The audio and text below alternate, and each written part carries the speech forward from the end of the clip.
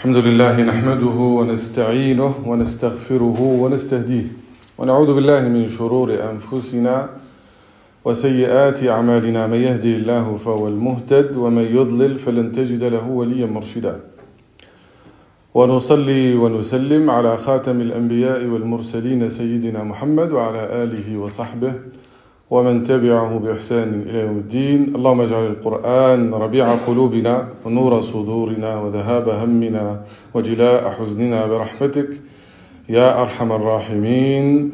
خفف عن إخواننا في فلسطين، اللهم أيدهم بنصرك، اللهم ارحم موتاهم وتقبلهم في الشهداء وداوي جرحاهم، اللهم ارحمهم برحمتك الواسعة التي وسعت كل شيء. أما بعد، السلام عليكم ورحمة الله تعالى وبركاته. C'est avec joie et bonheur qu'on reprend les assises de Al-Qur'an al-Karim. Donc on a passé l'été et puis le début de cette année scolaire loin de ces assises qui nous manquent et qui nous permettent de vivre des moments avec Allah subhanahu wa ta'ala. Comme disait Omar ibn Khattab, Abi Moussa al-Ash'ari, viens et rappelle-nous Allah, pour lui demander de réciter le Coran, et il avait une belle voix. Quand les croyants se réunissent, ne serait-ce que sur une récitation dans le Coran al-Karim, c'est un grand bienfait, parce que le prophète sallallahu alayhi wa sallam dit مَجْتَمَعَ قَوْمٌ فِي بَيْتٍ مِّن بُيُوتِ اللَّهِ يَتْلُونَ كِتَابَ اللَّهِ وَيَتَدَارَسُونَهُ فِيمَا بَيْنَهُمْ. À chaque fois qu'un groupe de croyants se réunissent dans la mosquée pour réciter et étudier la parole d'Allah, les grands bienfaits de cette réunion, c'est que les anges ils vont les entourer, la rahma elle va descendre sur eux, la sakina va pénétrer dans leur cœur, et le plus beau dans tout cela, وَذَكَّرَهُمُ اللَّهُ فِي مَنْ عِنْدَهُ, et Allah les évoque auprès de ceux qui sont près de lui, c'est-à-dire les anges rapprochés. نسأل الله أن يتقبل منا وأن يجعلنا ممن يجتمعون عليه ويتفرقون عليه. La sourate que j'ai choisie pour cette fois-ci, c'est sourate Al-Hadid. La sourate numéro 57, qui s'appelle le fer. Le nombre de ces versets sont 28 ou 29 dans la version donc la plus répandue. Et c'est une sourate qui fait partie de ce qu'on appelle Al-Mufassal.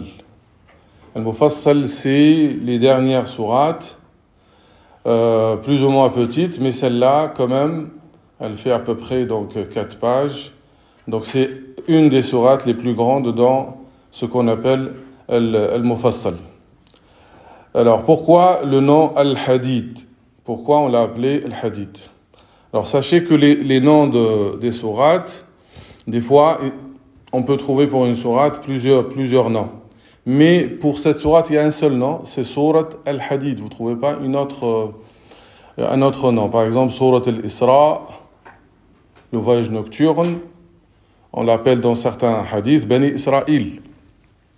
Mais celle-là, elle a un seul nom, c'est sourate Al-Hadid. Donc elle est connue par ce nom-là. Pourquoi? Parce qu'il y a le verset 25 dans cette sourate où Allah dit لقد أرسلنا رسلنا بالبينات وأنزلنا معهم الكتاب والميزان ليقوم الناس بالقسط وأنزلنا الحديد فيه بأس شديد ومنافع للناس وليعلم الله من ينصره ورسله بالغيب إن الله قوي عزيز. Et nous avons fait descendre le fer dans lequel il y a une force redoutable, aussi bien que des utilités pour les gens, et pour qu'Allah reconnaisse qui, dans l'invisible, défendra sa cause et celle de ses messagers. Certes, Allah est fort et puissant.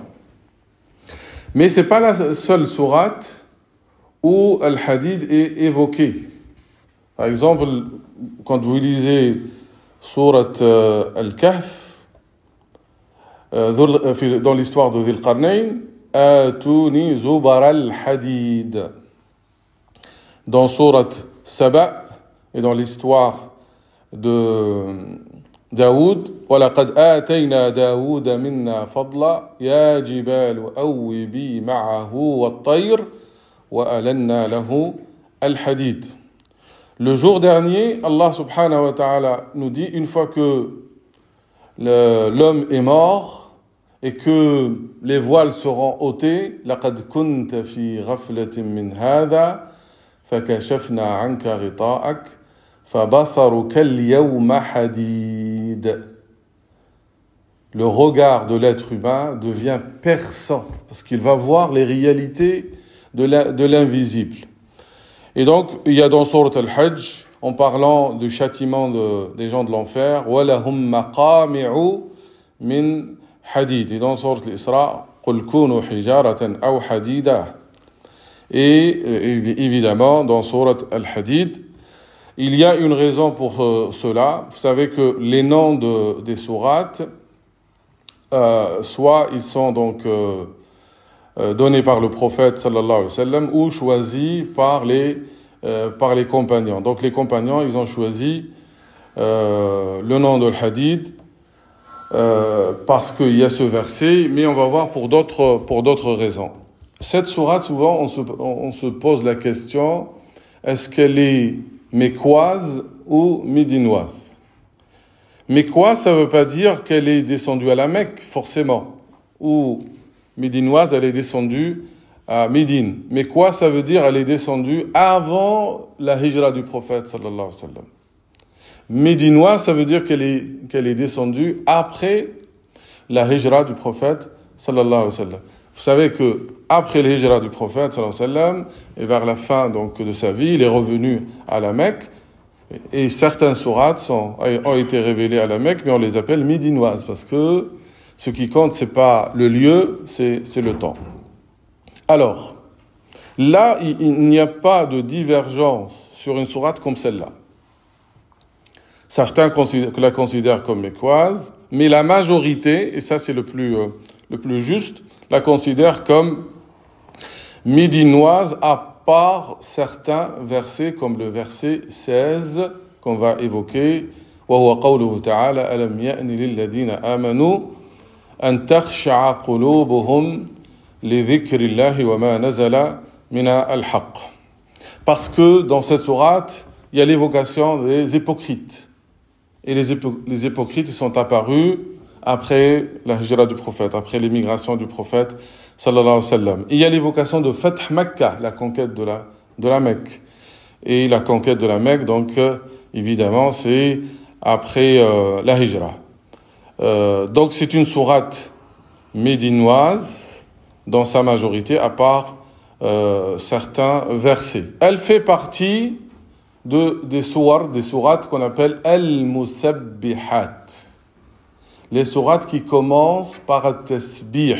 Et on va voir le sens de at-tasbih. Ces sourates, elles sont au nombre de 7. Et Al-Irbad ibn Sariya, radiyallahu anhu, قال أن النبي صلى الله عليه وسلم كان لا ينام حتى يقرأ المسبحات. Le prophète sallallahu alayhi wa sallam ne dormait pas avant de lire ces sourates al-musabbihat wa yaqulu fiha ayatun khayrun min alfi aya.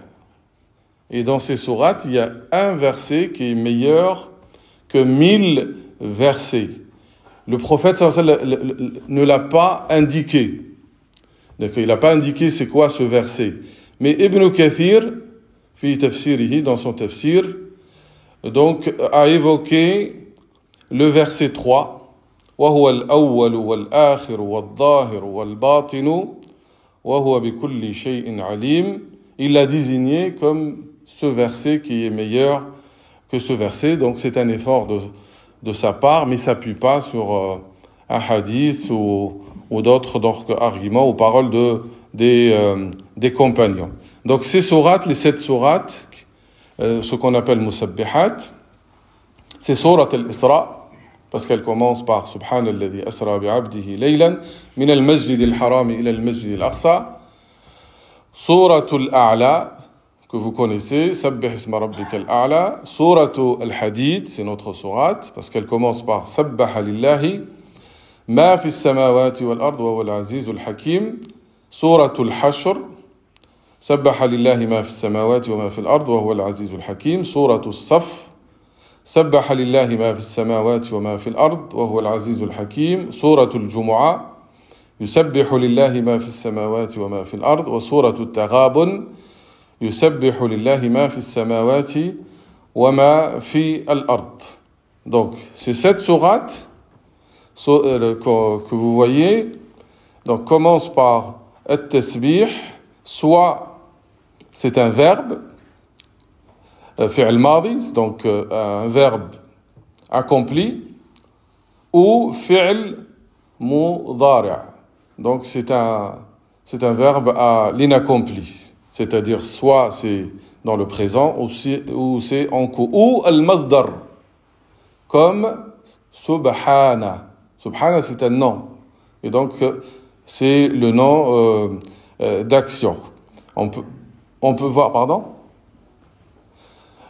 Donc je vais après m'arrêter sur le sens de at-tasbih, parce que c'est une sourate qui commence par justement par at-tasbih, et pour comprendre le sens de cette parole qu'on dit.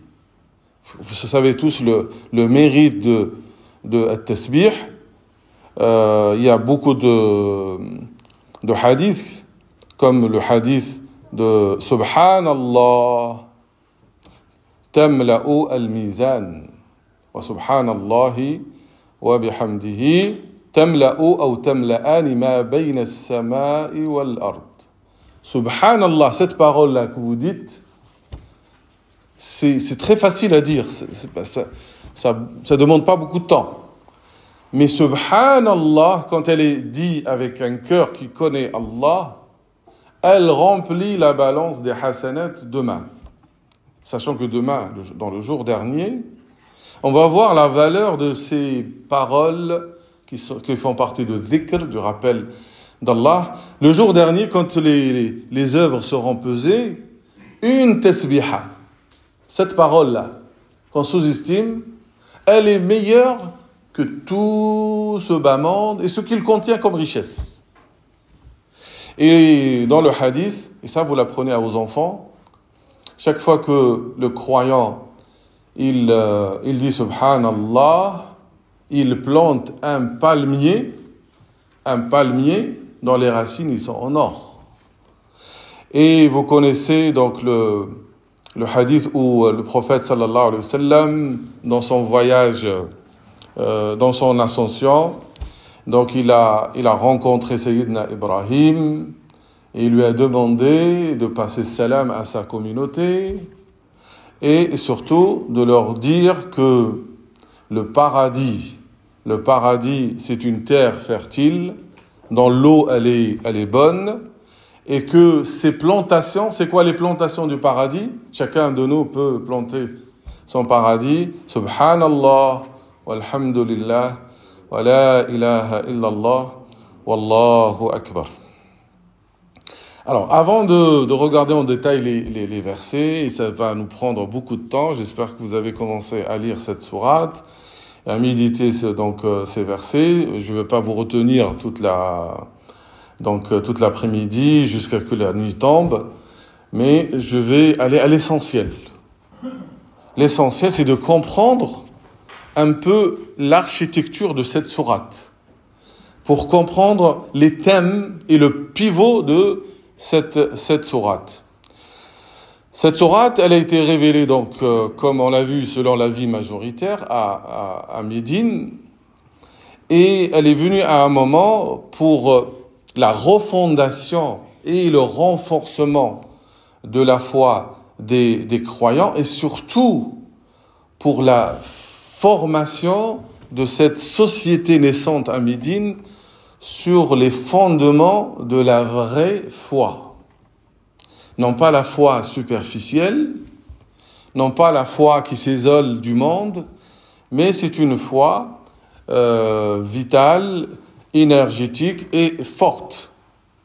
Et donc, elle va s'intéresser à quelque chose d'important dans la foi, au cœur. Le cœur, le qalb. Ce cœur doit être le cœur des croyants, doit être vivant. Donc, la société, n'importe quelle société croyante, il faut que les croyants aient un cœur qui n'est pas dur. Donc, un cœur vivant, un cœur doux. Et malheureusement, Allah nous met en garde contre les fléaux qui ont touché les gens du livre avant nous. Donc, notre début, il ne va pas être le début de la sourate, mais c'est le verset 16. Parce que cette sourate qui évoque le hadith, rappelez-vous, le fer, va nous parler de la dureté des cœurs. Qaswat al-qulub. Donc, la société que le Coran donc a éduquée et formée, elle est basée sur des individus qui ont un cœur doux, humble, qui est sensible à l'évocation du nom d'Allah, subhanahu wa ta'ala, à la récitation de Al-Qur'an al-Karim, et non pas comme les gens du livre avant, qui ont reçu le livre, mais ils ont oublié les enseignements.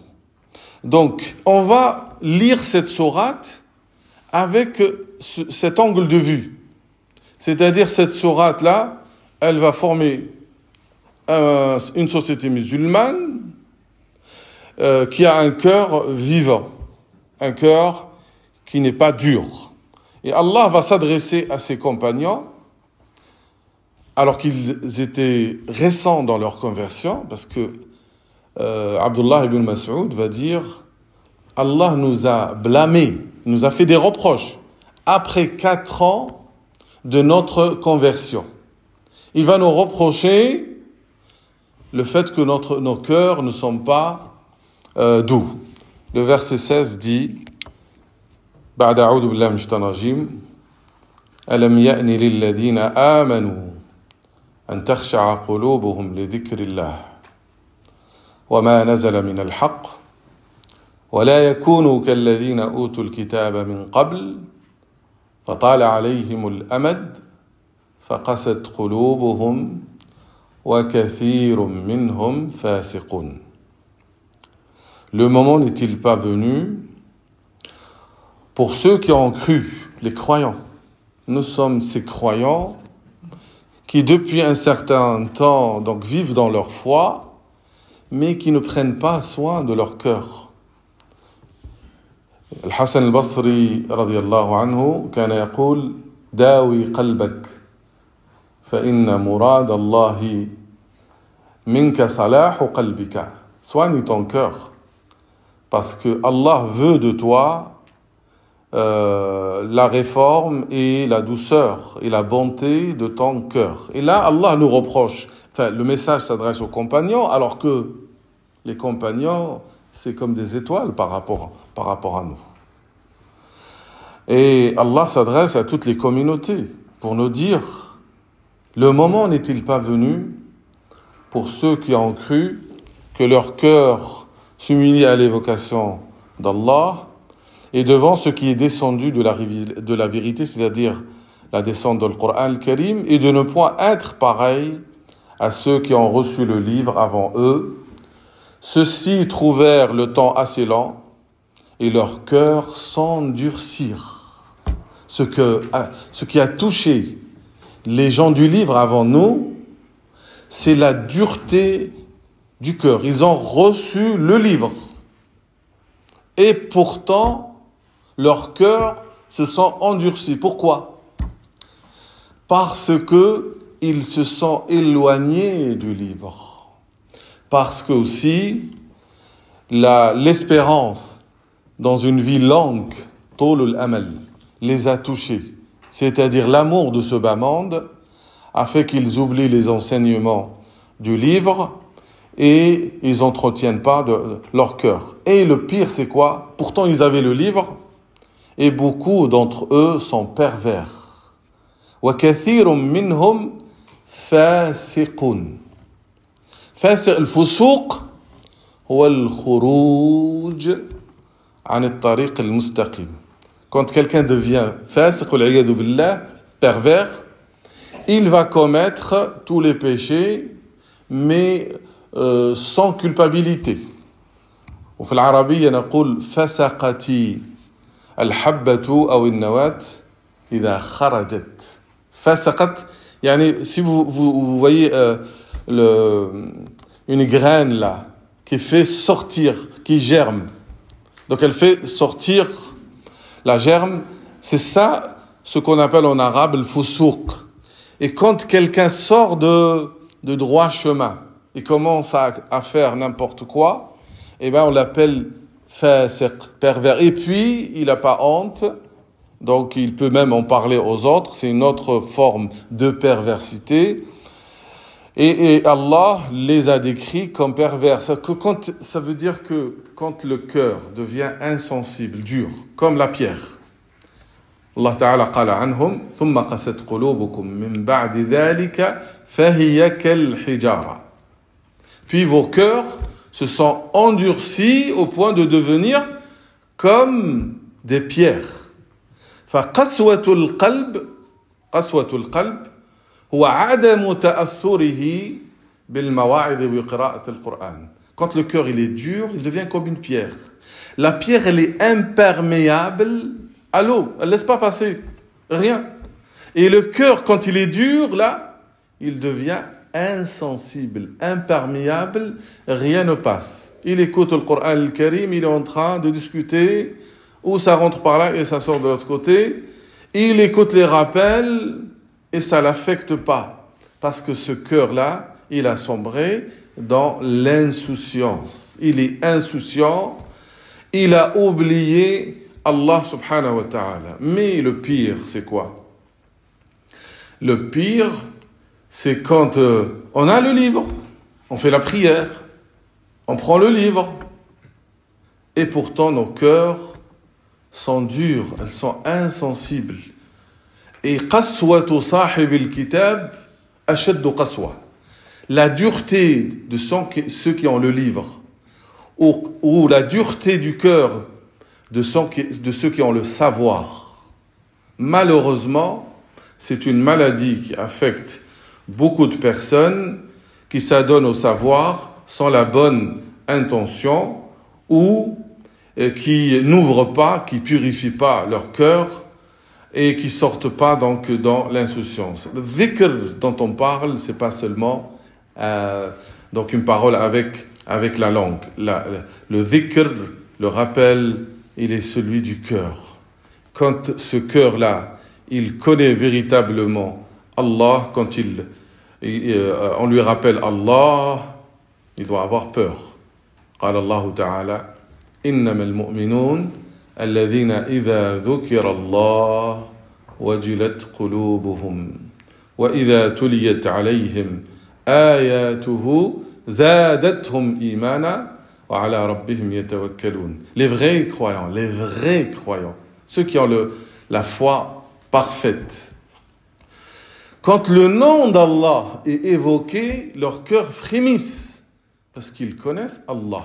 Les anges, ils glorifient Allah, mais avec crainte. Jibril,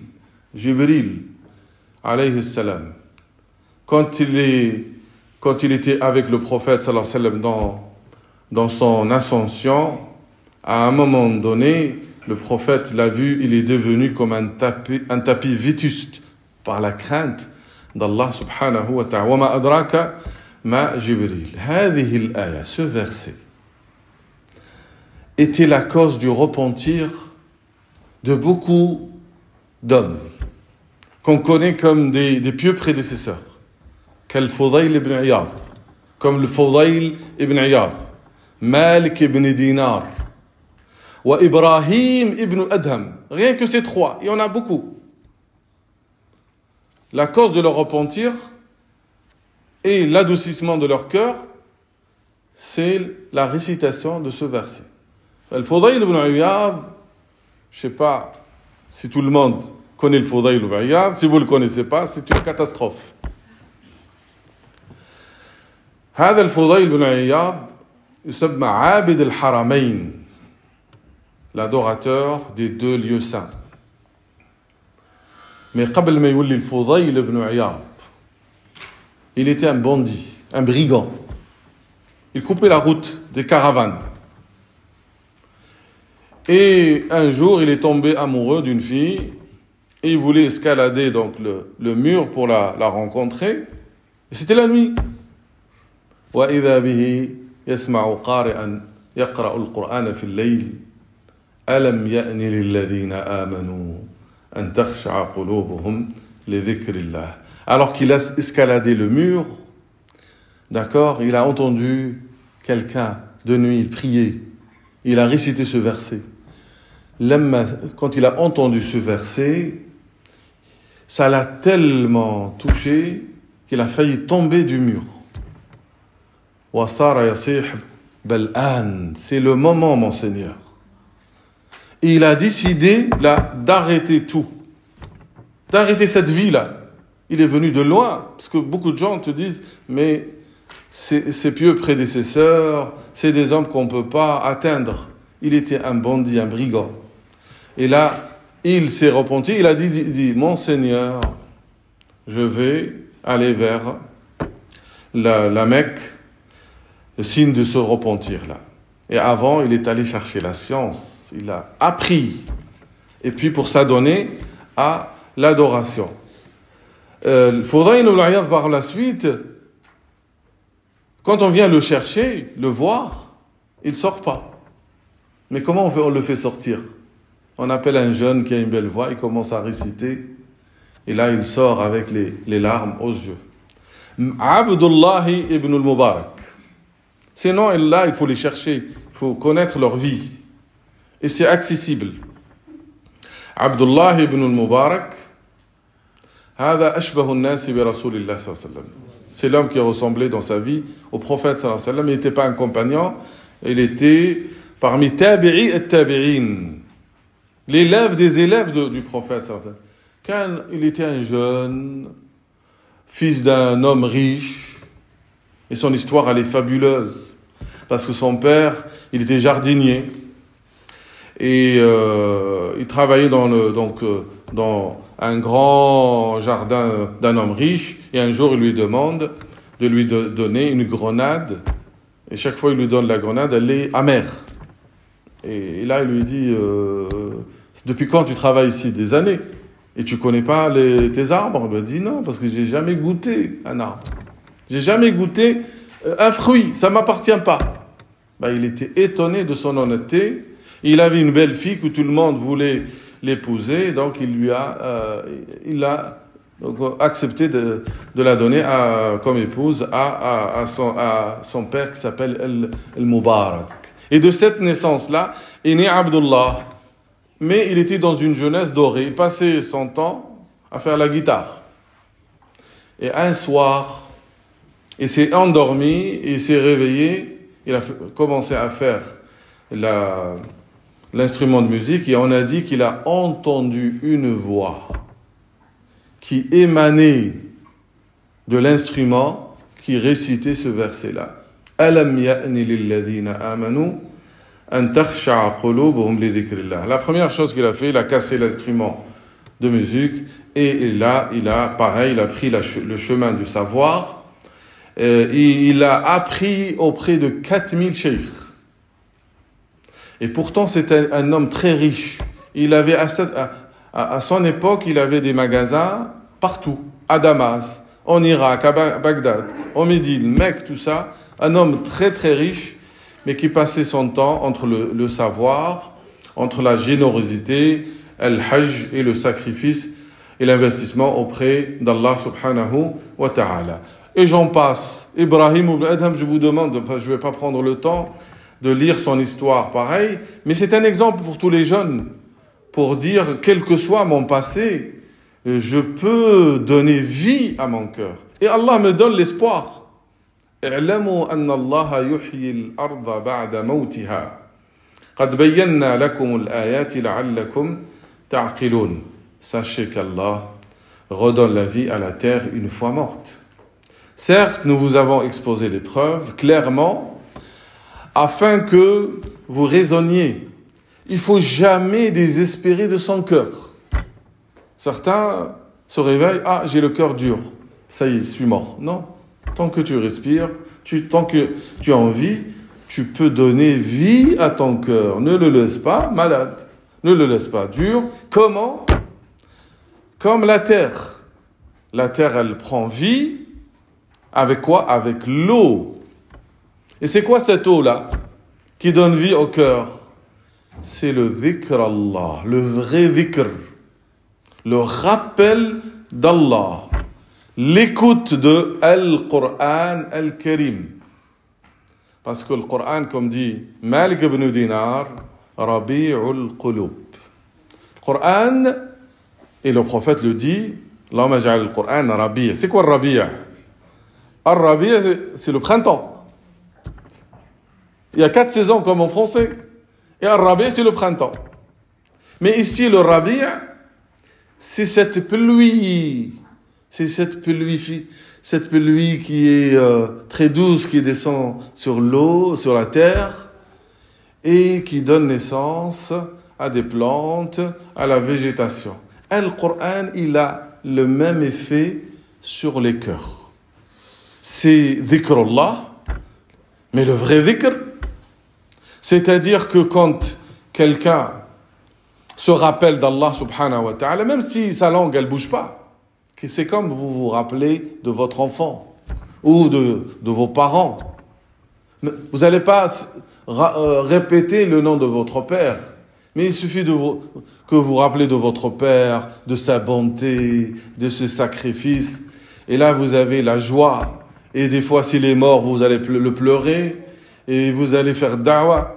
C'est ça le rappel d'Allah subhanahu wa ta'ala qui donne vie à notre cœur.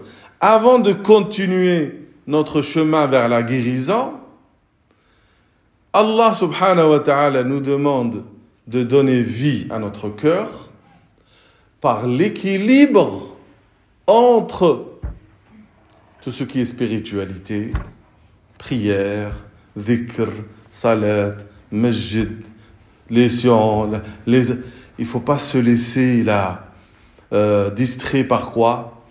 Par les occupations mondaines. Beaucoup de gens te disent « J'ai pas le temps pour lire le Coran al-Karim. J'ai pas le temps pour apprendre l'arabe. J'ai pas le temps pour apprendre le Coran. J'ai pas le temps. » Tu n'as pas le temps, mais demain, si tu meurs, tu auras beaucoup de temps. Mais ça sert à rien. Les gens du livre qui ont eu les cœurs durs, à cause de quoi ? À cause du fait qu'il y a un écart entre eux et le livre. Combien de temps on n'a pas écouté le Coran al-Karim? Combien de temps on n'a pas ouvert le Mus'haf? Combien de temps on n'a pas médité le livre? Dunya, la rivalité, l'afa, c'est-à-dire cette avidité à avoir tout ce qui est argent, matériel, sensible, les achats. On perd beaucoup de temps dans les grands magasins, mais on est impatient de rester dans une mosquée pour écouter la parole d'Allah durant 30 minutes ou pour apprendre le livre d'Allah subhanahu wa ta'ala. Et après, on se plaint de la dureté du cœur. La première dureté et qui fait que ces gens-là deviennent pervers. كما قال أحد السلف صالح إذا جمدت العيون, quand les yeux deviennent sec, c'est à cause de la dureté du cœur. Et cette dureté, elle est due à la multiplication des péchés. Et cette multiplication des péchés, elle est due à al-ghafla, l'insouciance. Et al-ghafla, elle est due au détournement de rappel d'Allah subhanahu wa ta'ala. Et ça, c'est dû à Toul al-Amal. Toul al-Amal, ça veut dire que chacun de nous vit comme s'il va rester éternellement sur terre. On a oublié la mort. Donc la cause, c'est l'oubli de la mort. Et l'oubli de la mort, c'est dû à l'amour de ce bas monde-là. Hubb dunya. On a oublié l'akhirah. Donc il faut inverser. Mais on ne demande pas, et Allah ne demande pas, juste de travailler pour l'akhirah, de rester sur le livre tout le temps. Il faut l'équilibre. C'est pour cette raison-là que le hadith, il a été évoqué. Le fer. Et vous allez voir dans ce verset pourquoi le fer a été révélé et pourquoi aussi Allah subhanahu wa ta'ala, à la fin de cette sourate, il va nous donner un autre exemple de pervers dans le verset 27. ثم قفينا على آثارهم برسلنا وقفينا بعيسى ابن مريم وآتيناه الإنجيل وجعلنا في قلوب الذين اتبعوه رأفة ورحمة ورهبانية ابتدعوها ما كتبناها عليهم إلا ابتغاء رضوان الله فما رعوها حق رعايتها فآتينا الذين آمنوا منهم أجرهم وكثير منهم فاسقون. Ce verset demande beaucoup d'attention. Parce que là, le style, il est très difficile. Mais on va l'expliquer doucement. Premièrement, à la fin de ce verset, Allah nous dit « وَكَثِيرٌ مِّنْهُمْ فَاسِقُونَ » comme de tout à l'heure. Tout à l'heure, mais beaucoup d'entre eux furent des pervers. Les premiers là qui étaient pervers, c'était qui? C'était les gens qui ont versé dans le dunya. Ils ont oublié Allah, ils ont oublié l'akhirah, et c'est normal, ils ont devenu pervers, ça veut dire qu'ils font des péchés, de la désobéissance. Mais là, dans ce verset, c'est une autre forme de dérive qui n'est pas forcément des gens qui sont dans le dunya. Ceux-là, ils sont dans, on va dire, dans l'ibada, dans l'adoration. Et pourtant, ils sont devenus pervers. Pourquoi? Alors, c'est qui ces gens-là? Ensuite, sur leurs traces, les traces donc des prophètes avant, nous avons fait suivre nos autres messagers et nous les avons fait suivre de Jésus, fils de Marie. Isa ibn Maryam, li huwa akhir al-anbiya, c'est le dernier prophète avant le prophète Mohammed sallallahu alayhi wa sallam. Entre Isa et Mohammed sallallahu alayhi wa sallam, il n'y a aucun prophète. Wa ataynahu al-injil, et lui avons apporté l'évangile. Donc les gens du livre, soit c'est ceux qui suivent Moïse, donc la Torah, donc c'est les juifs, soit c'est les chrétiens, donc ils suivent Jésus et donc l'évangile. Et lui avons apporté l'évangile et mis dans les cœurs de ceux qui le suivirent douceur et mansuétude. Donc Allah décrit les hawariyin, les apôtres, les compagnons de Isa alayhi salam, comme des gens qui ont une douceur, une tendresse, une compassion, une miséricorde dans leur cœur. Et c'est vrai que, même jusqu'à aujourd'hui, donc en général, sauf ceux qui sont un peu dans le fanatisme, il y a cette douceur qu'on trouve chez certains chrétiens. Et notamment ceux qui étaient en contact avec Isa alayhi salam, parce que Isa, il a été envoyé justement pour adoucir les cœurs des gens du livre. Et puis Allah, il dit « Wa rahbaniyatan ibtada'uha » Le waou là, c'est pas waou al-atf. C'est pas une préposition de coordination. C'est pas « et » en fait. C'est pas « et ». Ça veut dire Allah n'a pas là, après le ra'fa, al-rahma, al-ra'fa, donc c'est cette douceur et al-rahma, les miséricordes. Allah ne dit pas ou ne vante pas leur rahbaniya. C'est quoi rahbaniya? Le monachisme. Wa rahbaniyatan ibtada'uha. En fait, pour ceux qui comprennent l'arabe, il faut lire, comme dit le Qurtubi et d'autres, وَابْتَدَعُوا rahbaniyatan. Ils ont inventé ce monachisme. C'est quoi rahbaniya? Le monachisme. Donc les chrétiens, les premiers chrétiens, après évidemment Isa, c'est pas à l'époque de Isa, ils ont choisi un style de vie où une communauté va s'isoler des gens et elle va s'adonner à l'adoration. Elle va refuser de se marier, elle va refuser de s'adonner au plaisir, même les plaisirs licites. Et donc, ils vont inventer un mode de vie très, très strict. Allah il dit, c'est eux qui l'ont inventé. Ma katabnaha alayhim. Nous ne leur avons nullement prescrit. C'est pas Allah qui leur a demandé de se retirer. Ils vont se retirer généralement donc en dehors, dans des lieux d'adoration qu'on appelle en arabe sawma'a, et là aujourd'hui on l'appelle dir. En français je sais plus comment on appelle donc les lieux. C'est des monastères, voilà, les monastères. Et ar-rahbaniya en fait en arabe, comme dit Ibn Ashur, ça vient pas de ruhban, du moine. Ça vient de rahab. Ar-rahab, c'est la crainte. En fait, c'est des gens qui ont dit, on craint pour notre foi. On craint le dunya. On craint le dunya, qu'est-ce qu'on va faire? On va se retirer de dunya.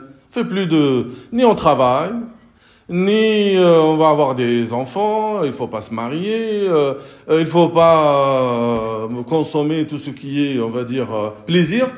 On va se contenter de l'essentiel, loin de la vie, loin du bruit. Et c'est comme ça on va sauvegarder nos cœurs, et comme ça on va pas faire les péchés. Donc à la base, ils ont voulu faire ça. Comme dit le Coran, ibtira amardati. Leur intention elle est bonne. Mais le moyen, est-ce qu'il est légiféré? Allah en aucun cas ne demande aux croyants, d'accord, de se retirer. Et Allah ne te demande pas pour soigner ton cœur de se retirer de la vie. Il te demande, oui, de temps en temps, de faire le khalwa, la solitude. I'tikaf, une retraite spirituelle. Tu peux même faire le khalwa chez toi, le soir, la nuit. Tu te lèves, tu fais ta prière, seul, ou dans la mosquée. Ça, c'est ce qu'on appelle al-khalwa. Et Ibn Ata'illah al-Sakandari disait ma nafa'a al-qalb mithlu khalwatin yadkhulu biha maydana fikra. Donc, ce qui est légiféré, c'est la retraite selon la sunna du prophète sallallahu alayhi wa sallam. Et on dit généralement, la rahbaniyata fil islam. Nul monachisme dans l'islam. Donc le monachisme, c'est ce style de vie qui consiste à se couper carrément de la vie, de refuser le mariage, c'est interdit, d'accord, se nourrir que c'est essentiellement sur des choses basiques et ne pas s'adonner au plaisir. Ce monachisme-là ne fait pas partie de la tradition du prophète sallallahu alayhi wa sallam. C'est pas un hadith là. La rahbaniyata fil islam, c'est juste, mais c'est pas un hadith. Le hadith sahih, c'est le hadith du prophète sallallahu alayhi wa sallam. Inna Allah abdalakum min ar-rahbaniyati al-hanifiyati samha. Allah vous a évité donc ce monachisme. Il est contre nature. Allah ne peut pas te demander de vivre seul et de ne pas se marier, alors qu'il t'a créé sur terre pour la peupler, pour donner naissance à des enfants. Tous les prophètes, sauf Isa alayhi salam, ont eu des femmes, ils se sont mariés, ils ont eu leurs enfants. Après, là, il dit, ce monachisme qu'ils ont inventé, alors qu'on leur a jamais demandé de le faire, ils n'ont pas respecté ces règles. Ils devaient seulement chercher l'agrément d'Allah, mais ils ne l'observèrent pas dans ce monachisme comme il se devait. Ils se sont établis des règles, eux, soi-disant, pour l'agrément d'Allah, mais finalement, est-ce qu'ils ont tenu la route? Non. Alors, ils ont fait une bid'a, tada'uha, Mais attention, Allah ne leur a pas interdit ça. Mais il ne leur a pas ordonné ça. Et c'est parce que c'est contre nature. Toute chose, toute personne qui va être soi-disant intransigeant au point d'interdire ce qui est licite, parce que c'est contre nature, il va finir là, out. Là, il va faire un accident. Parce que ces gens-là, ils n'ont pas observé les règles. Qu'est-ce qui s'est passé d'après vous? Les gens qui disent, on ne veut pas se marier. On ne veut pas se marier. On ne veut pas fréquenter les femmes. D'accord, on ne veut pas fréquenter les femmes. Oui. Très bien. Et le soir, qu'est-ce que vous faites là? Et après, il y a des enfants qui naissent. Ils ont trouvé même qu'ils ont creusé des tunnels là, pour qu'il y ait des rencontres entre les hommes et les femmes. Parce que c'est contre nature. Quelqu'un, il va se retirer, soi-disant pour sa spiritualité, d'accord? Et finalement, il va devenir pervers. Peu de gens, ils vont être sincères dans cette démarche, ils vont la tenir. La plupart vont donner là l'image des dévots, des pieux, qamis, lihya, tout ça. Et sur Internet et ainsi de suite, vous allez voir la perversion. Donc, Allah subhanahu wa ta'ala nous dit que là, soyez dans l'équilibre. Allah ne nous demande pas d'aller juste là travailler son cœur et laisser son corps. Le corps aussi, il a ses besoins. D'accord? Oui, il faut donner du temps à son cœur. Et d'ailleurs, il faut donner plus de temps à son cœur. Et la preuve, c'est quoi? Allah subhanahu wa ta'ala, juste dans le verset 21, il nous dit « Sabiqu ila maghfiratin min rabbikum wa jannatin arduha ka'ardi as-sama'i wal ard u'iddat lilladhina amanu billahi wa rusulihi dhalika fadlullahi yu'tihi man yasha wallahu dhul fadli al-'azim » À vrai dire, c'est une minorité qui va choisir le monachisme. D'accord? La majorité des gens, ils vont courir là vers Dunya. C'est l'afa, c'est l'avidité. Alhaakumut takathur hatta zurtumul maqabir. Je vous rappelle que il y a quelques années, là, avant le Covid, quand un magasin, je ne vais pas citer le nom, il a lancé une opération là, le pot de Nutella à 1 euro. Des âmes ont failli partir. Hein. Vous voyez l'avidité, la rivalité sur Dunya. Vous mettez un concours sur autre chose, non, il n'y aura pas de bousculade. Sabiqu ila maghfiratin. Sibaq, le concours. Hâtez-vous. Sari'u dans l'autre verset de Ali Imran. Ila maghfiratin min rabbikum wa jannatin 'arduha ka'ardi as-sama'i wa al-ard. D'accord. Ce cœur-là, donc il doit être dans l'équilibre tout le temps. Équilibre entre la spiritualité et la vie d'ici-bas. C'est le réalisme pour le croyant. Mais surtout, il faut que le croyant et la communauté des croyants soient fortes. Soient fortes. لَقَدْ أَرْسَلْنَا رُسُلَنَا بِالْبَيِّنَاتِ. Nous avons effectivement envoyé nos messagers avec des preuves évidentes. وأنزلنا معهم الكتاب والميزان ليقوم الناس بالقسط. Et fait descendre avec eux le livre et la balance afin que les gens établissent la justice. Et nous avons fait descendre le fer dans lequel il y a une force redoutable. Le fer, ça symbolise quoi? La force. Si la force, l'industrie lourde, si vous restez que dans la mosquée, et certains jeunes, qu'est-ce qu'ils font? Faites attention, et c'est notre responsabilité tous. Il y a des jeunes qui fréquentent la mosquée, et du jour au lendemain, on arrête les études. Ah bon, tu veux travailler où? Ah ben, je trouve n'importe quel travail, et c'est tout. Mais pourquoi tu arrêtes tes études? Ben, va faire un métier. Va faire, non, moi je ne veux pas aller à l'école, je veux me contenter du peu. Et oui, après cet individu-là, moi je ne veux pas voter, il va se retirer de la vie, et il va vivre des aides, des allocations, et il veut que sa voix soit entendue et qu'on lui donne de l'importance. Chacun de nous doit être conscient. C'est le Coran, ça, c'est le Coran, ça.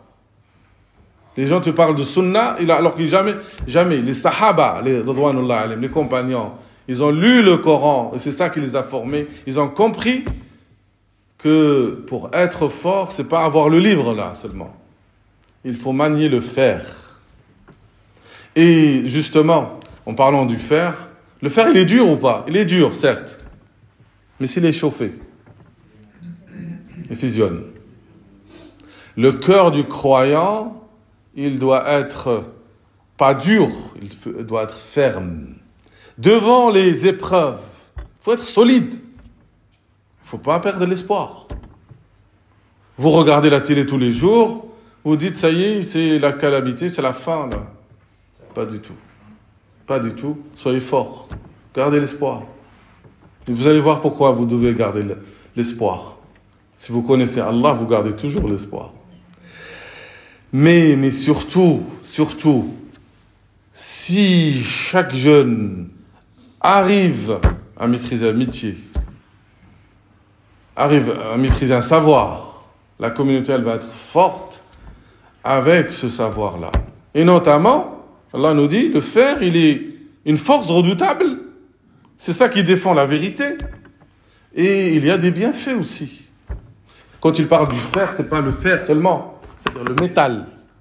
Le métal, il est utilisé dans toutes les technologies. Et Dhul Qarnayn, il a compris l'utilité du métal. Et d'ailleurs, il a inventé l'alliage le plus fort. Al-Hadid, sur lequel il fait couler le cuivre. Ça a été prouvé que c'est l'alliage le plus fort.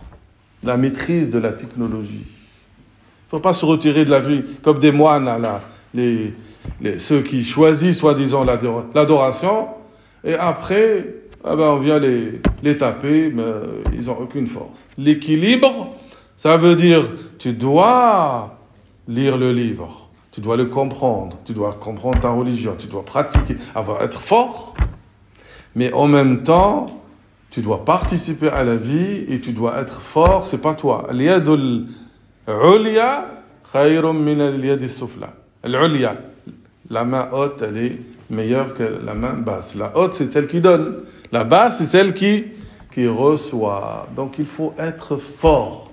Fort dans son cœur et fort avec ses frères. Maintenant, cette force-là, et dans cette sourate-là, Allah, il dit justement, Inna Allah qawiyyun aziz. Certes, Allah est fort et puissant. Fort et puissant.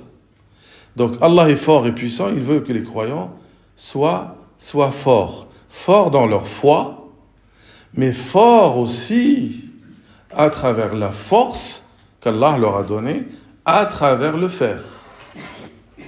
Et ce qui symbolise comme force qui fait donc la meilleure défense des croyants. La force du cœur est le meilleur moyen pour guérir le cœur, c'est la connaissance d'Allah. Est-ce qu'on connaît Allah convenablement? Je ne pense pas. Celui qui a la foi, qui connaît Allah, il ne connaît pas le désespoir. C'est pour cela que la sourate, elle va commencer par Sabbaha lillahi ma fi samawati wal ard wa huwa al-aziz al-hakim. Vous pensez que vous êtes seul?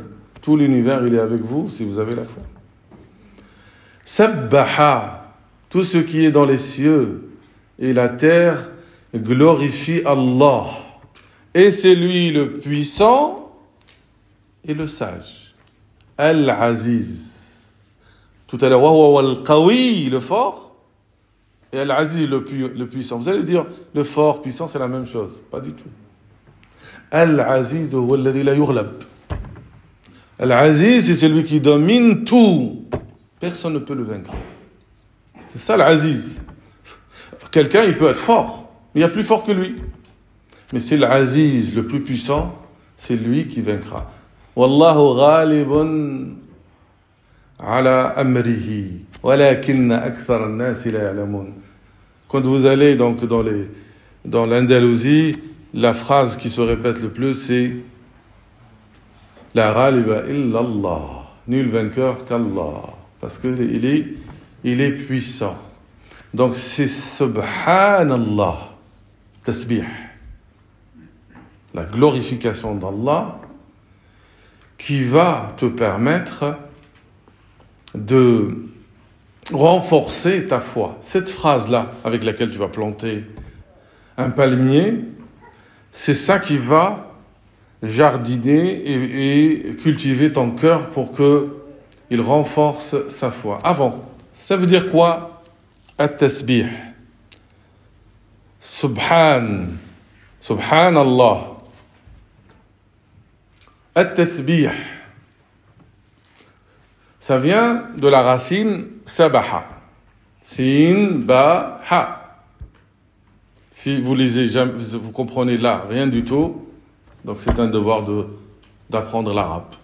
Rien que de connaître les lettres, vous allez comprendre la subtilité de la langue arabe. Donc le mot, les trois lettres là, sabaha, vont donner le verbe sabaha. Ça veut dire quoi sabaha?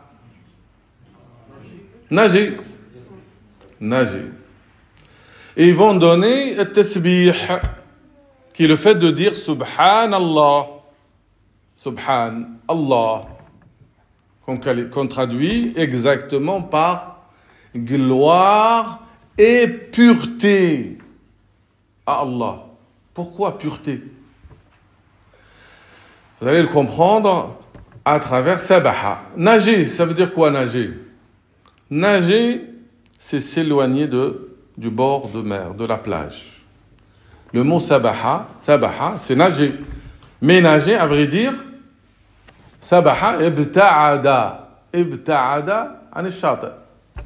Quand tu nages là, tu vas t'éloigner de la terre, de la plage. Quel est le lien avec tasbih? Eh bien, tasbih wa tanzih lillah.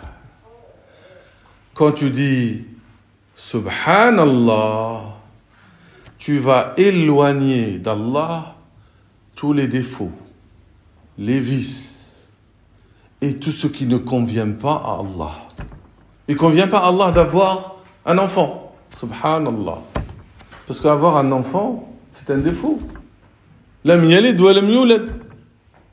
Il ne convient pas d'attribuer à Allah le fait de connaître une chose et de ne pas connaître une chose. Le fait de connaître le présent et de ne pas connaître l'avenir. Je dis subhanallah. Le fait d'attribuer un associé à Allah, c'est un manque, c'est un défaut. C'est une imperfection. Donc, at-tasbih, ce qu'on appelle tasbih, la glorification d'Allah, c'est en même temps une purification d'Allah, c'est-à-dire le fait d'éloigner de ton esprit tout manque, défaut, vice qu'on peut attribuer à Allah subhanahu wa ta'ala. Vous avez compris, ça veut dire quoi? Subhanallah. Donc vous allez éloigner d'Allah tout ce qui peut passer à votre tête ou à votre esprit. Si vous pensez qu'Allah, il est comme nous, il a besoin d'un espace, subhanallah, il est le créateur. Si vous pensez qu'Allah, il a un début, subhanallah, il est le créateur. C'est un défaut. Ça veut dire qu'il a existé après, qu'il n'était rien du tout. Subhanallah. Donc, sabaha, ça donne le verbe sabbaha, qui est glorifier Allah, et yusabbihu et sabbaha. Sabbaha, c'est ce qu'on appelle madi, c'est l'accompli. Yusabbihu, c'est al-mudari', donc c'est l'inaccompli. Et ces trois formes, on trouve dans le Coran. On trouve sabbaha comme ici dans cette sourate. Tout ce qui est dans les cieux et la terre glorifie. Glorifie dans le passé, glorifie maintenant, et le glorifie jusqu'à la fin des temps. Mais c'est qui le glorifie? Ma fi samawati wal ard. Le ma là, on dit les ghayr al-aqil. c'est pas seulement ceux qui glorifient Allah, c'est pas seulement ceux qui sont doués d'intelligence ou de raison, comme les hommes. Même la pierre, les étoiles, tout ce qui est dans les cieux et la terre glorifie Allah. تسبح له السماوات والأرض ومن فيهن وإن من شيء إلا يسبح بحمده ولكن لا تفقهون تسبيحهم. Là, si Allah nous donne à entendre le chant de la célébration de sa gloire dans tout l'univers. Il y a les anges, il n'y a pas un endroit dans les 7 cieux sans qu'il y ait un ange qui glorifie Allah ou se prosterne pour lui. Mais en plus de ça, les étoiles, les galaxies, tout ce qui est sur terre et dans les cieux, qu'on pense nous, c'est des choses inertes. Mais il glorifie. Comment? Mais vous ne savez pas. Ils glorifient Allah, pas seulement avec leur état, avec leurs paroles à eux. C'est ça. Et le prophète sallallahu alayhi wa sallam a entendu la glorification de la nourriture. D'accord? L'eau, il glorifie Allah. Les animaux glorifient Allah. Vous voyez la puissance d'Allah subhanahu wa ta'ala. Déjà, il nous dit, tout ce qui est dans les cieux et la terre le glorifie. Et rien que de penser à cela, ça vous donne de la force. Et de savoir la puissance d'Allah et la puissance de ses créatures. Lahu mulku samawati wal ard. À lui appartient la souveraineté des cieux et de la terre. Tout lui appartient. Yuhyi wa yumit. Il fait vivre et il fait mourir. Il donne la vie, il la retire. C'est entre ses mains. C'est lui qui nous maintient en vie. Et c'est lui qui décide de la retirer. C'est lui qui donne vie aux plantes. Et c'est lui qui rend ces plantes mortes, sèches. C'est lui qui donne vie à nos cœurs. Et c'est lui qui décide de l'endurcir quand on viole nos engagements. وَهُوَ عَلَى كُلِّ شَيْءٍ قَدِيرٌ. Il est omnipotent. Rien n'échappe à sa puissance. Est-ce qu'on a vraiment la foi dans sa puissance? Vous pouvez vous dire, il aurait pu donner victoire aux faibles, aux opprimés. Et ça va secouer votre foi. Les croyants, les messagers avant, ils ont été secoués dans leur foi. Mais Allah nous dit, Am hasibtum an tadkhulul jannah. Pensez-vous que vous allez rentrer dans le paradis? ولم يأتكم مثل الذين خلوا من قبلكم مستهم البأساء والضراء وزلزلوا حتى يقول الرسول والذين معه متى نصر الله ألا إن نصر الله قريب. Pensez-vous que vous allez entrer dans le paradis sans être éprouvés comme ceux avant vous qui ont été touchés par le ba'sa et ad-darra. Al-ba'sa, c'est tout ce qui touche à l'argent, la finance. Le ba'sa, c'est être touché par la famine, par exemple. Ad-darra, tout ce qui touche le corps, les maladies, la souffrance, les blessures. Au point où le messager et ceux qui étaient avec lui ont dit quoi? Mata nasrullah, quand est-ce la victoire d'Allah? Allah leur répond, Ala inna nasrallahi qarib. La foi, elle est éprouvée. Éprouvée parce que Allah veut de toi cette confiance en lui totale, même dans les moments les plus difficiles, que tu saches que l'univers continue à le glorifier et que tout lui appartient, c'est lui qui donne la mort et la vie, et c'est lui qui est capable de tout. Ne l'oublie jamais. Tout ce qui se passe là, c'est, comme a dit Omar ibn Khattab, c'est en dessous du trône. Quand on a dit à Omar al-Mukhtar, qui était un résistant libyen, quand on lui a dit, les Italiens, donc, ils vont nous envoyer les avions, ils vont nous détruire, nous, on n'a que les chevaux. Et il leur a dit, les avions, c'est en dessous du trône divin ou c'est au-dessus? C'est en dessous.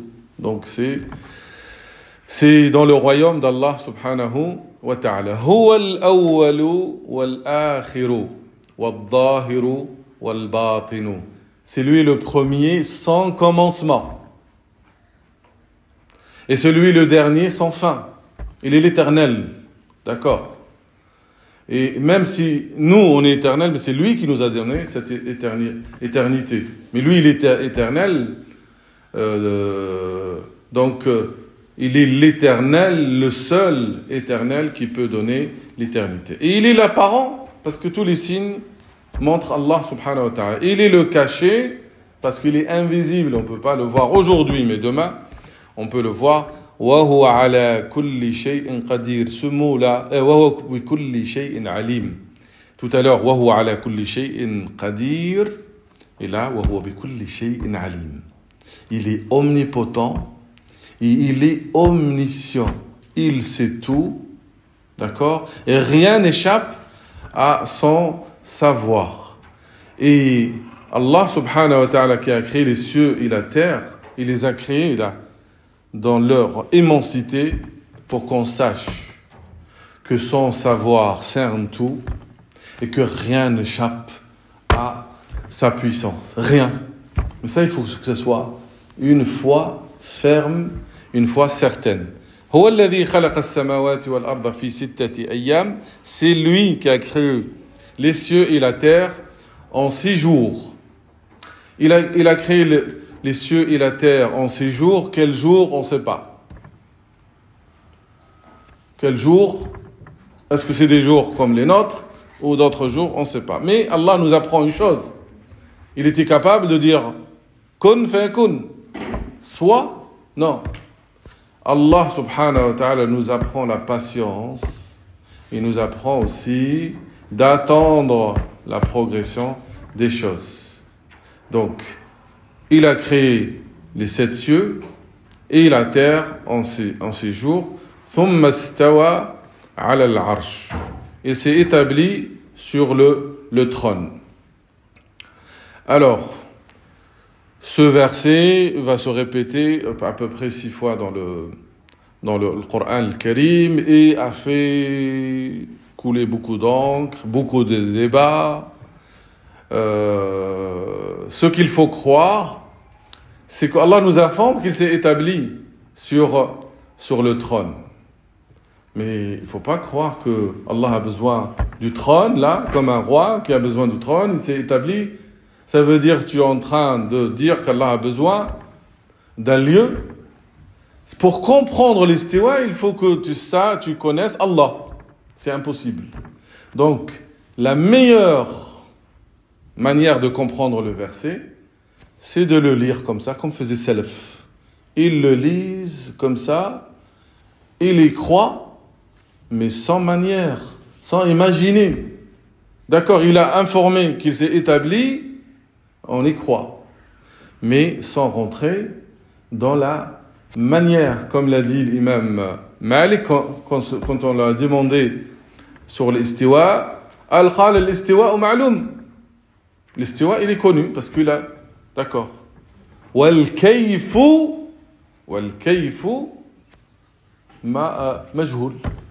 Inconnu, tu peux pas. Et à la fin, il a dit was-su'alu anhu bid'a. Et l'interrogation sur l'istiwa, c'est une bid'a. C'est comme ça nos pieux, les premiers, les compagnons, dans leur majorité, d'accord, et c'est leur foi, ils lisent le texte là, ils y croient, mais sans rentrer dans des débats. D'accord? Jamais. Les derniers, les savants donc, qui sont venus après, ils ont interprété le verset par la domination. D'accord, dans leur majorité. C'est une interprétation. D'accord. Cette interprétation, elle est basée sur la connaissance de la langue arabe. Donc ils se sont dit, quel est le sens de stawa en arabe? Quand on dit par exemple, un tel, il est sur le trône.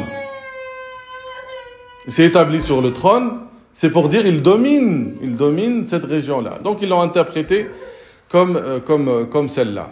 Vous avez les deux tendances, mais malheureusement aujourd'hui, je vous mets en garde contre tout fanatisme. La première voie de Salaf, on dit, elle est aslam, elle est plus sûre. Tu prends pas le risque d'interpréter. D'accord. Mais la voie de Khalaf, ceux qui sont venus, elle est considérée, parce que c'est pas n'importe qui là qui va traduire, il y a des grands savants comme Nawawi, Ibn Hajar et d'autres, plusieurs. Vous prenez le Qurtubi et Ibn Ashur et d'autres qui vont avoir cette interprétation pour justement éviter de faire ressembler Allah à son créateur. Parce que certains esprits, surtout quand on est jeune, on n'arrive pas à dire établi, mais comment? Donc, quand on a la maturité, on se dit, on ne peut pas connaître Allah, mais c'est ce qui est certain. Celui qui croit qu'Allah, il est dans un lieu, il a besoin d'un lieu, là, il kafar. Ça veut dire que tu vas faire ressembler Allah à ses créatures. Si tu dis, astaghfirullah, qu'Allah, il est comme assis sur un trône, donc tu l'as fait ressembler. Laysa kamithlihi shay. Sois modeste, tu ne peux jamais arriver à cerner donc l'être divin. Mais comprendre que si Allah nous a pas informé qu'il s'est établi sur le trône, s'il nous a pas informé sur le trône, on ne peut pas donc le savoir. C'est une information, on l'apprend mais sans manière, sans de dire c'est comme ça ou comme ça. D'accord. C'est clair ce point. Donc par contre ceux qui disent, ceux qui interprètent et qu'on appelle les Ash'ariyin, c'est des égarés, c'est des mubtadi'a et pour certains sont kafir, ça c'est du fanatisme ça c'est des gens qui n'ont rien à voir avec la science. Parce que vous dites que quelqu'un comme An-Nawawi, celui qui a écrit les 40 hadiths, Riyad Salihin, il est égaré, réfléchis avant. C'est des interprétations possibles basées sur... Voilà, malgré que on recommande la première interprétation pour sortir de tout débat. Mais le débat, il n'est pas là. Parce que malheureusement, on a des gens qui toujours soulèvent les polémiques d'avant, ils nous font oublier les vraies causes. Et ces gens-là ne soulèvent même pas le doigt quand ils voient leurs frères, ils sont dans la calamité et la catastrophe. Allah nous dit qu'il a créé, donc c'est lui le créateur, c'est lui qui possède les cieux et la terre. C'est lui qui a créé le trône.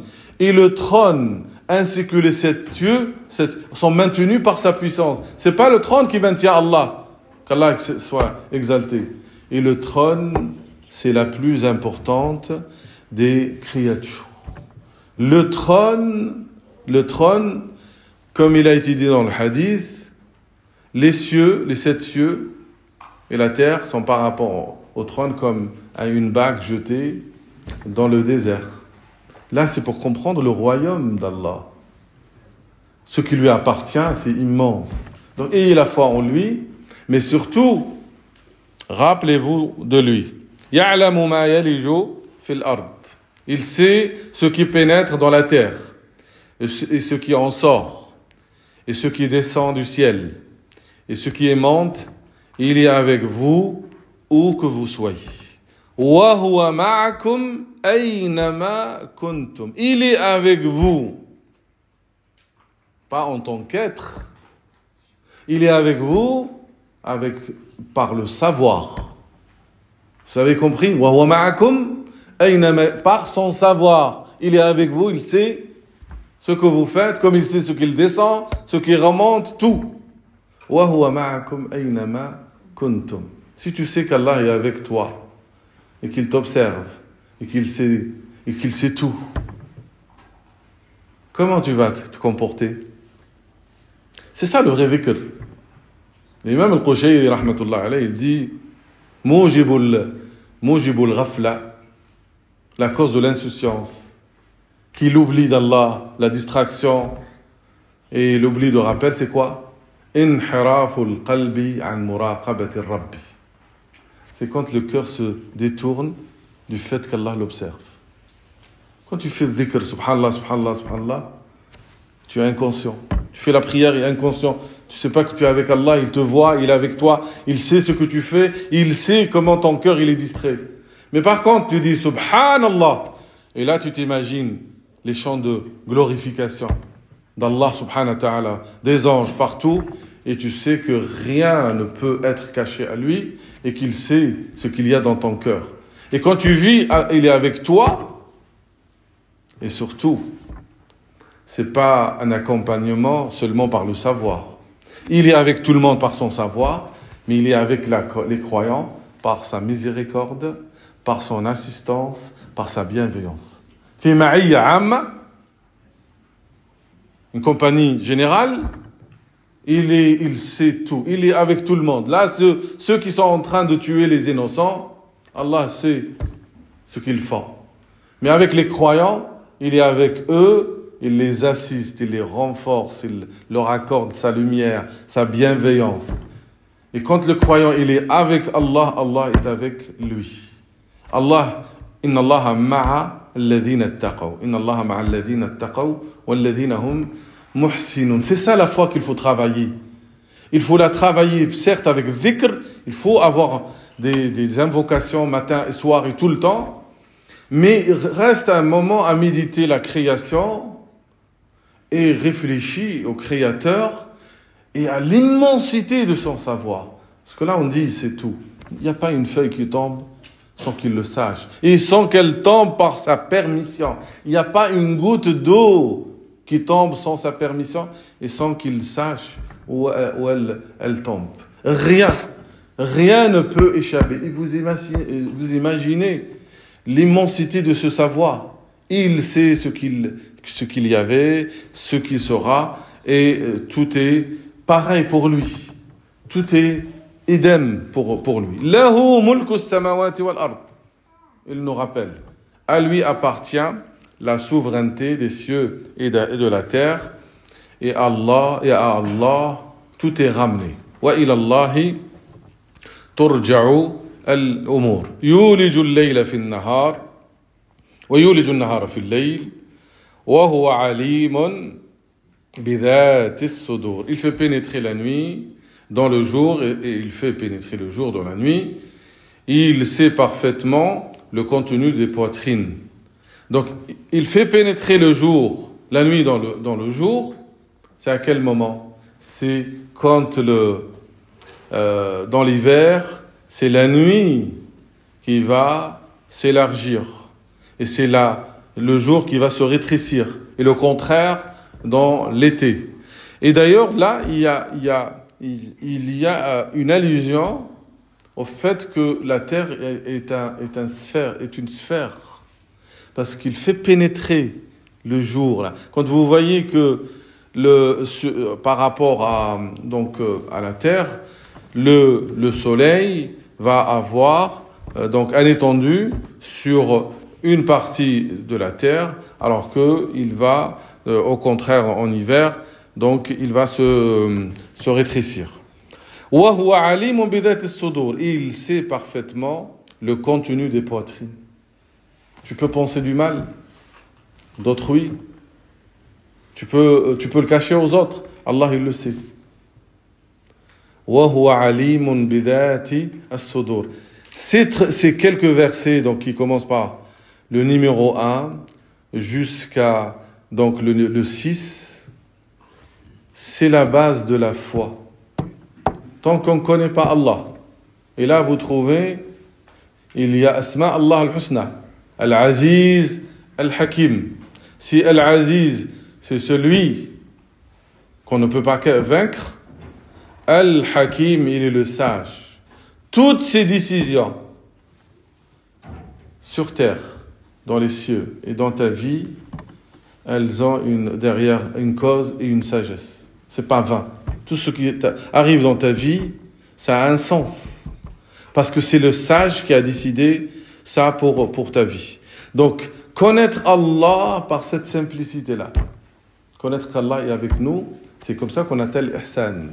Adore Dieu comme si tu le voyais, car si tu ne le vois pas, lui, il te voit. Si tu n'es pas capable de voir Allah à travers les signes qu'il a répandus dans les créatures, au moins sache qu'il t'observe.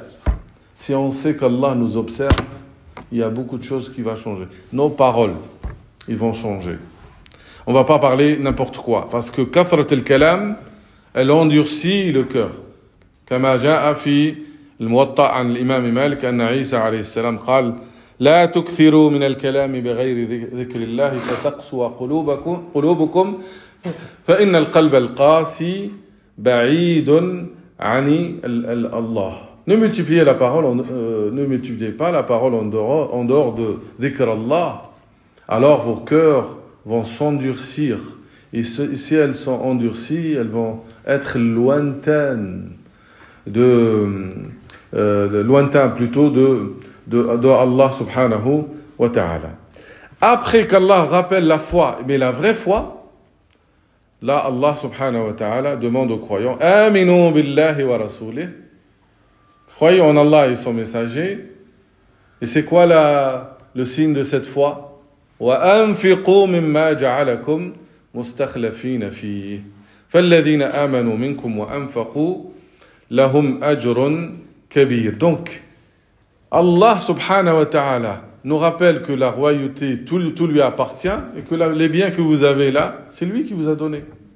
Mais il va vous les donner pour vous faire gagner. Il va vous les prêter pour qu'il vous demande un prêt par la suite.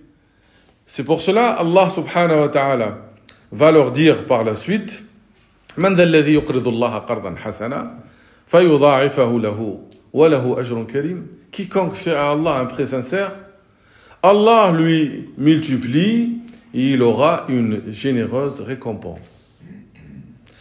Avec le dhikr, le vrai dhikr d'Allah, avec la connaissance d'Allah et le rappel de son omnipotence, كُلُّ شَيْءٍ قَدِيرٌ بِكُلِّ شَيْءٍ عَلِيمٌ, son omniscience, dépense. Parce que la dépense, sadaqa, et surtout sadaqa sirr, en secret, sadaqa en secret, ça adoucit le cœur, et c'est pour cela le prophète sallallahu alayhi wa sallam a dit à celui qui est venu se plaindre de la dureté de son cœur, il lui a dit quoi? Imsa ala ra's al-yatim wa at'im al-miskin.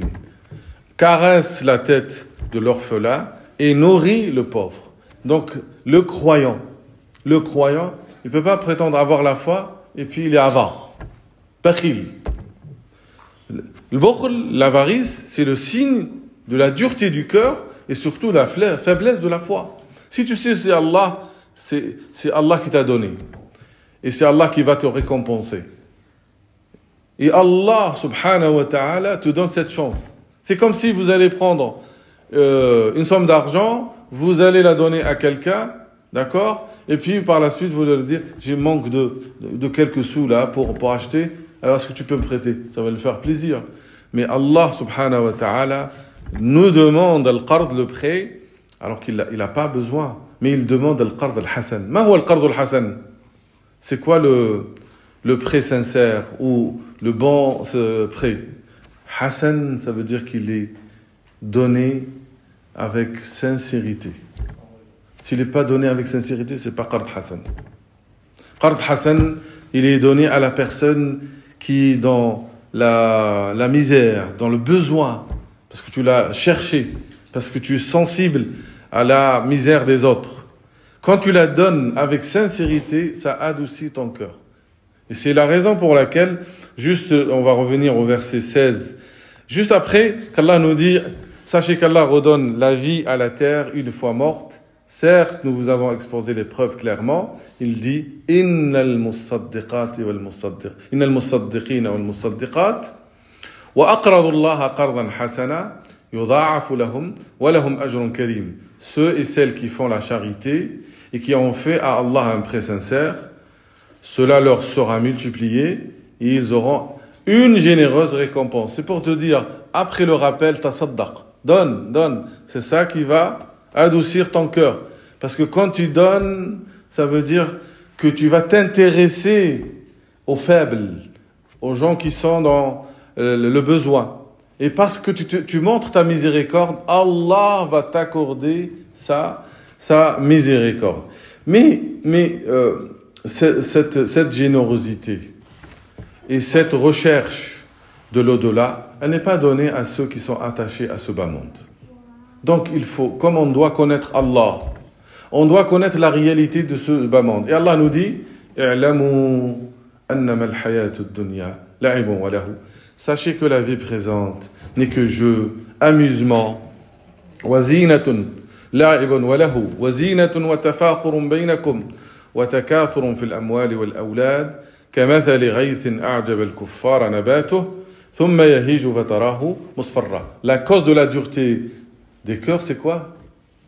C'est حب الدنيا, l'amour de ce bas monde. وحب الدنيا رأس كل خطيئة.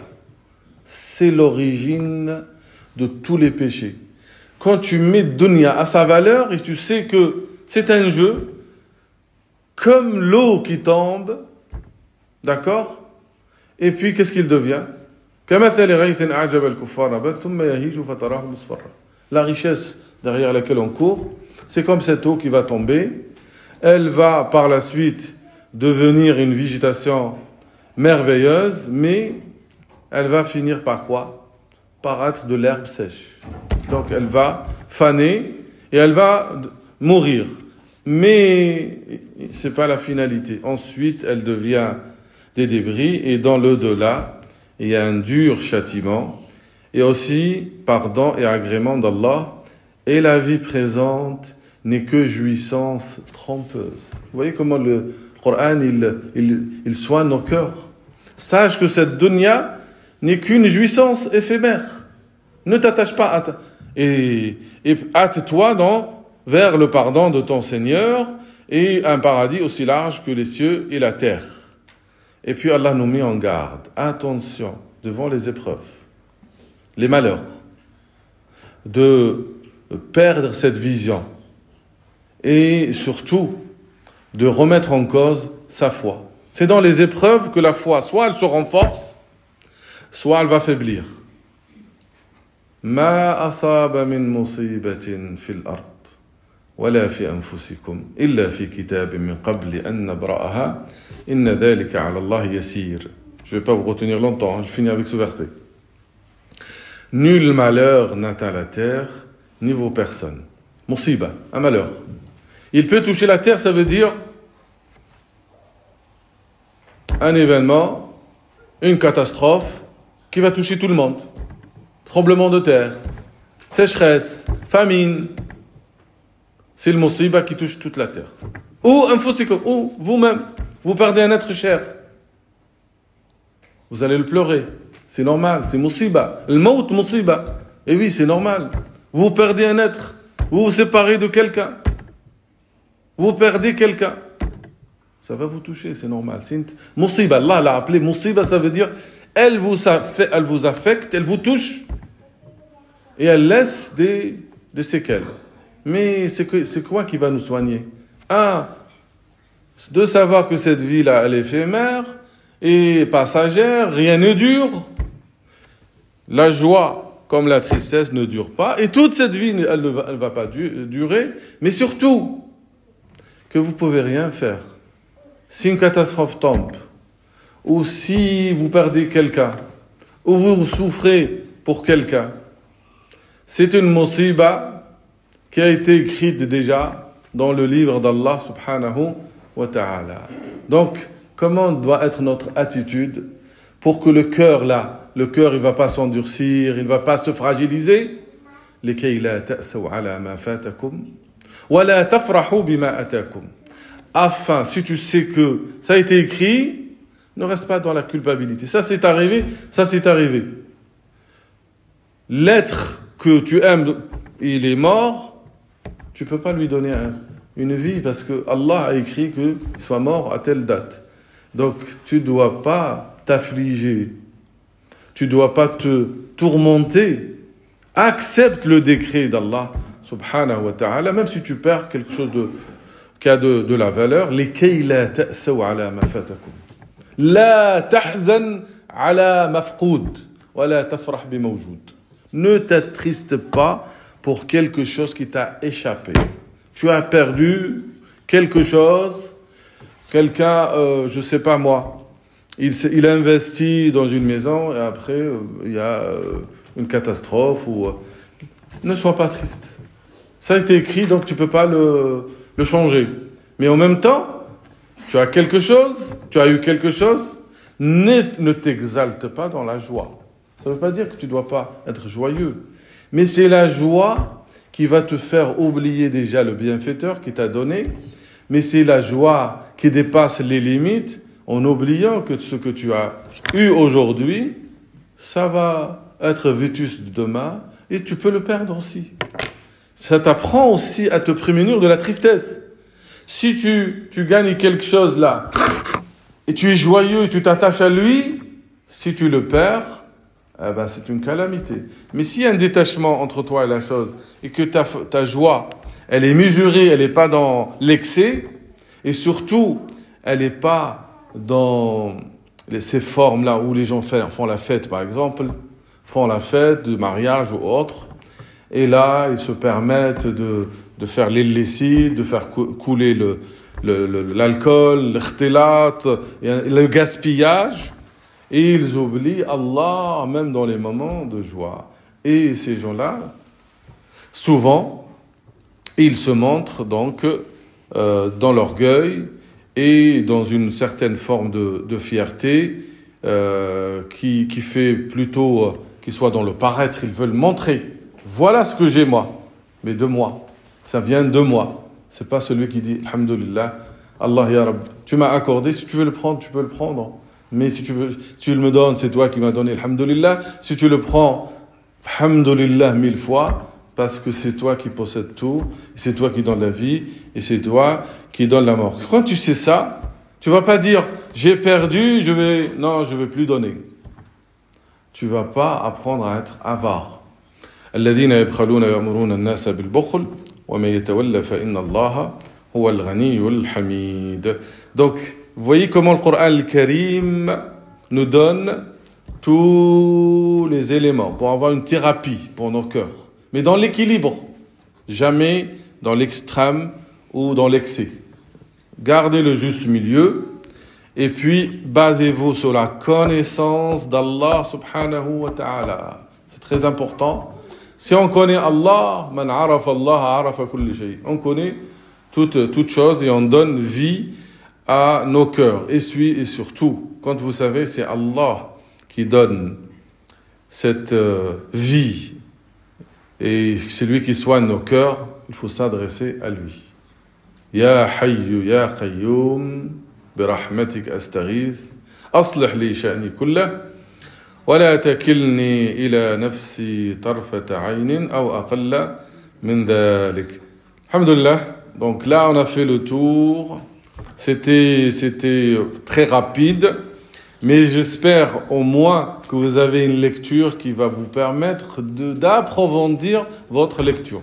Est-ce que vous avez des questions ?